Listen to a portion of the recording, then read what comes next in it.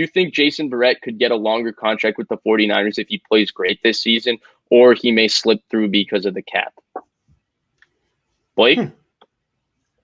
I like this question a lot because he was one of the guys that I could have either seen him getting this contract that he got, which is a 1 year, more of a prove it deal just because of his health.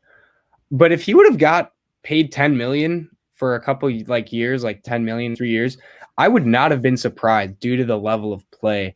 And I think it's good for the Niners that they were able to retain him, but I am concerned with the cap in next year because if he does stay healthy for 15 games this year and performs at, that level of he's a number one corner, like a really good one, like top 15 corner in the league, he's going to get paid a lot of money. And that's where I'm like, okay, if the 49ers already have, they already have Trent Williams, they're going to have to pay Bosa soon. Fred Warner's contract, he may be one of the guys that they're unable to afford. And I'm kind of in the conundrum of like, should they have given him money this offseason? But then you think of the health and you're like, well, it kind of makes sense. They only did a 1 year deal. So if he does play again this year, I could see him being one of the guys who's a cap casualty. But I would be very concerned if the Niners did that because besides him, their other corners are solid, but you don't want them being your best corner. And that's where I'd be concerned because he's very special when healthy. So, Grant, before you go, I'd like to jump in here because I think Blake is like right there, but I actually have a little bit – like I agree with all the points you made, Blake, but I have a little bit of a different takeaway.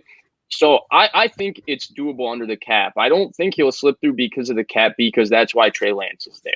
Because I think we all expect Jimmy Garoppolo to be done and dusted by 2022. So Trey Lance cap makes this possible. Here's my question, though. Let's say he plays another full season. That'll be his third full season playing, and he'll be a 30-year-old corner. There's another corner that'll be on the market, and I expect that their price will be at a similar range. Would you rather have the Niners use that money to sign Stephon Gilmore at 31 or Jason Verrett at 30?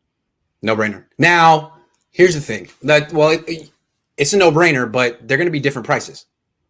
You think so? Yes. Yeah. Because Jason Verrett's injury history will always haunt him. It'll always. Okay. And that's why I feel like he could stay because I don't think he's ever going to be that expensive. Ever. Really? Ever. Okay. No. Because even if he does have 2 back-to-back years where he's healthy, now you're 31. Like 30. Right. That's true. Achilles and an ACL. So I think he'll always be in the Niners price range. And he's from freaking Fairfield, which is like 45 minutes. I mean, I think he'd like to be here. I think the Niners want him. They could keep him on a year-to-year basis. Okay. Fair enough. Blake, any thoughts on the Gilmore versus Verrett? I'd take Gilmore. Oh, yeah. No second. No, like. I wouldn't entertain the thought.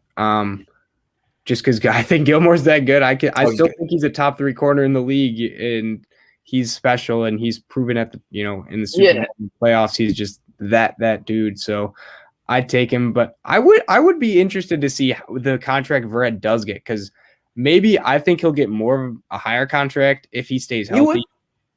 He would. How much do you think he could get if he stayed healthy this year and performed like last year? If he's 8 to 10, that is a bargain for the Niners. If he's 10 plus, then he can get 10 plus. I don't think he can do it, but maybe he could. I hope he can. Hey, Jason, go get that money, man, because I know he's not going to take a discount for anyone. I mean, the amount of money he didn't make, right? Yeah, he's one of those. But if he genuinely feel bad, yeah. But it's nice to see him have this career resurgence at the end. I mean, he deserves it. Yes. He worked hard. Fingers crossed for him.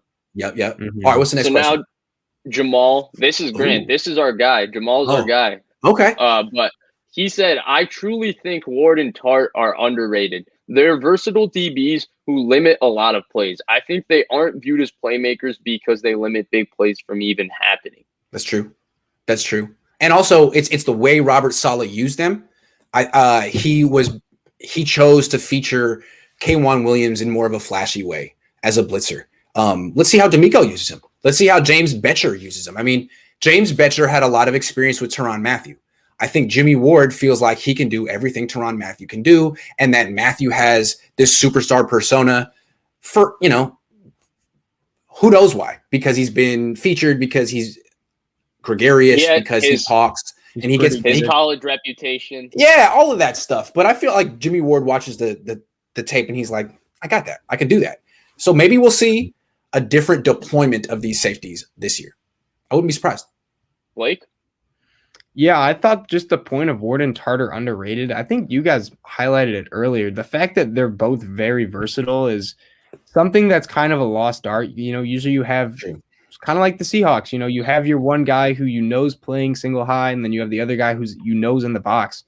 But having two safeties that can do a little bit of both is so versatile, and just being able to like hide what they're doing and keep the quarterback and offense coordinator guessing.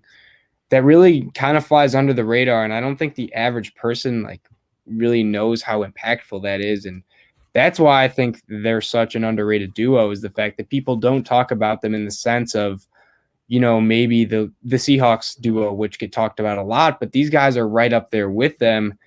And that's to me why they're underrated, is just the versatility that they bring play in, play out, and keeping teams guessing.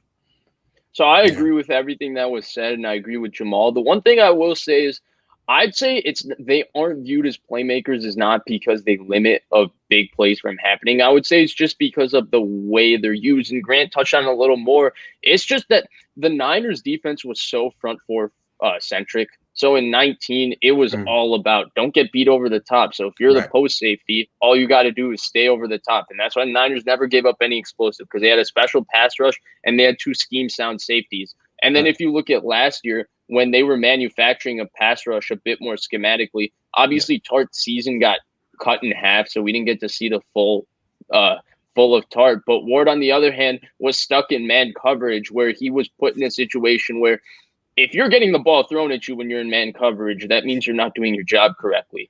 But if you're doing your job correctly, you're not going to get an opportunity to make a play on the ball. And that's what happened to Jimmy Ward. I love the Tyrann Mathieu comparison, Grant, because I think that's really what his skill set is. That's really who he is. And I think he's just and he has the same nose for the ball around the line of scrimmage that Tyrann Mathieu has. I mean, Jimmy Ward finds the ball, and he's a very, very clean tackler. So I love that comparison, and I agree with everything else that you guys said, and I think they were all great points. Great question, Jamal. Thank you. Mm-hmm.